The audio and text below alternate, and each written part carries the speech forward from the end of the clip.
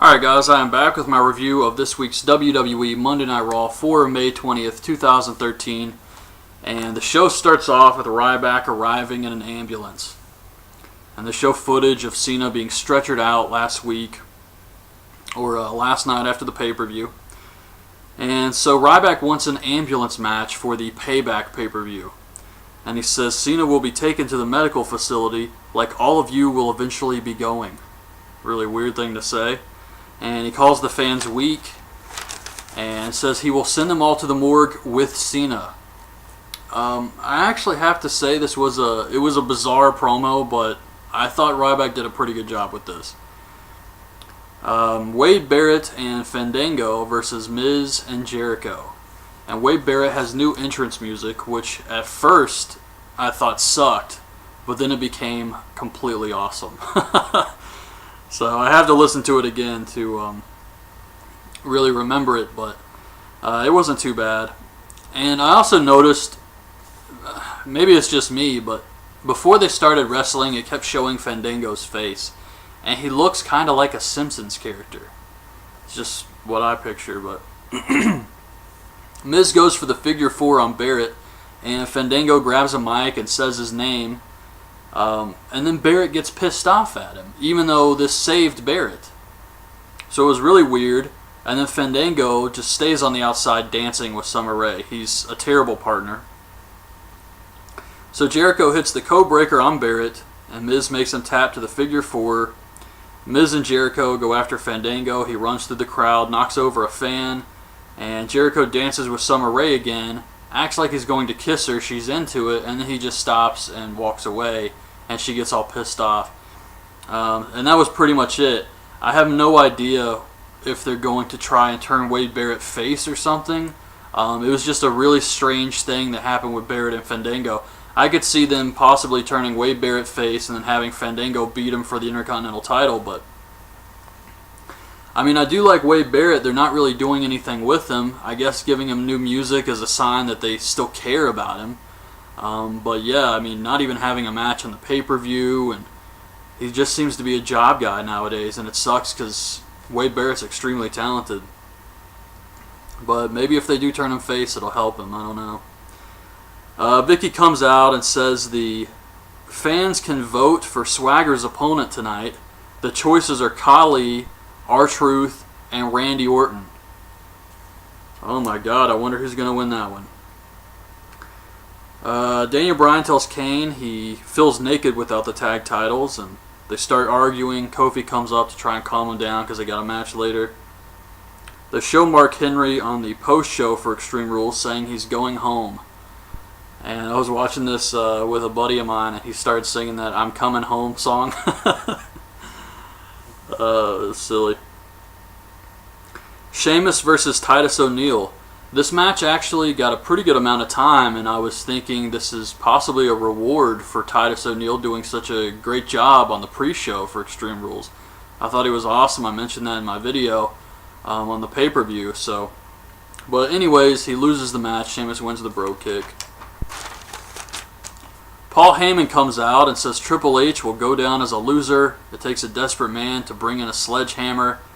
And he says everyone's about to witness history because he's about to give you the newest Paul Heyman guy.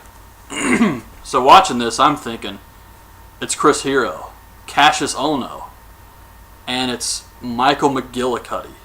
Talk about your disappointments, my God. Except it's not Michael McGillicuddy anymore. Now it's Curtis Axel. So he's been repackaged. The name is a mix of his dad and his grandfather. I do have to say they gave him a kick-ass remix of the Mr. Perfect theme song. I thought that was badass. But yeah, it's Curtis Axel now. So they put him with Heyman. And I don't know. I didn't really care for this segment. I guess I was just kind of disappointed it was McGillicuddy. And I mean, Heyman really helped this segment, but he can only do so much, and I didn't care much for it. Triple H comes out and says he wants to kick the shit out of Heyman. Axel gets in his face and says that the game has changed. So of course Triple H bitch slaps him, completely buries the guy. He said something else earlier like the grown-ups are talking. And just made Axel look like a total jabroni here.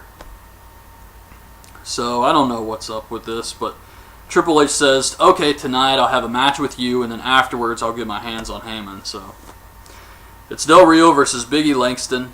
AJ throws in the bucket, and it rolls almost to the outside.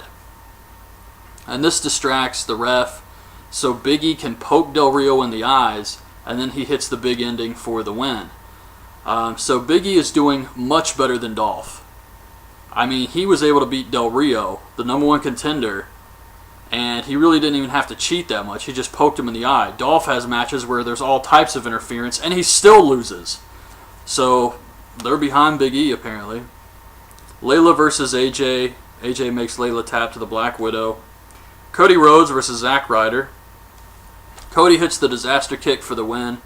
And at first I was thinking, okay, they're doing at least something with Cody Rhodes, but not really. This entire match was just to set up Ryback coming out. So after the match, Ryback comes out. He clotheslines Ryder, powerbombs him, shell shocks him. Then he carries him to the ambulance, throws him in, and the ambulance drives away. So I thought that was pretty funny. It's like Ryback's friends with the driver or something. The Shield versus Team Hell No and Kofi Kingston. This was a good match here, got a ton of time. The Shield cuts another promo before the match about how they've taken out everyone, and Ambrose is wearing a white undershirt, I guess to make him stand out from the other two, I don't know. But Kane goes to chokeslam Reigns. Rollins comes off the top with a knee to the head, and then Reigns spears Kane for the win. Triple H is backstage getting ready for his match when some guy comes up and says, hey, the doctor thinks this is a bad idea. And Triple H says if he doesn't like it, he can seek employment elsewhere or something. And kind of strange. Caitlin's backstage talking to Natalya about the secret admirer. And Cody Rhodes walks by. They take his phone, and it's not him. Swagger versus Orton. Collie actually got more votes than R-Truth, which is very sad. But there were some insane tweets during this match. I had to write them down. There's like 3 of them. Jack Swagger's about to choke on serious venom tonight, and boy, I'm glad to watch him do it. So if Cody is not Caitlin's secret admirer, then who the heck is it? Is Randy Orton going to hear the voices tonight? What the hell is wrong with these people? Orton fights out of the ankle lock and hits the RKO for the win. Triple H versus Curtis Axel. Kinda. Triple H starts feeling woozy, so the doctors check on him and determine he cannot continue the match.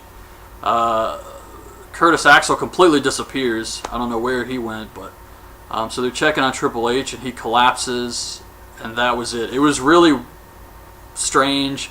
It felt like the final scene in the movie The Wrestler, where the guy's just, something's happening to him, and he wants to keep working the match, and his buddy's like, hey man, let's take it home, and the Ram says no. He tries to keep going, and that's what this whole entire thing reminded me of, was that movie, which is a depressing movie. But yeah, as far as Triple H goes, I have no... I mean, this doesn't really do Axel any favors. It had nothing to do with him. He got some offense in, some punches and stuff, but I don't think he got one move in. He just did a few punches to Triple H. Triple H pretty much dominated him, made him look like a joke.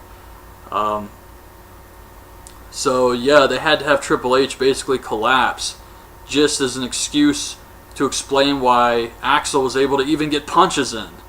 So, I mean, this guy, he debuted, he gets bitch slapped, treated like a jabroni, and then he still can't beat Triple H, who's near death, apparently.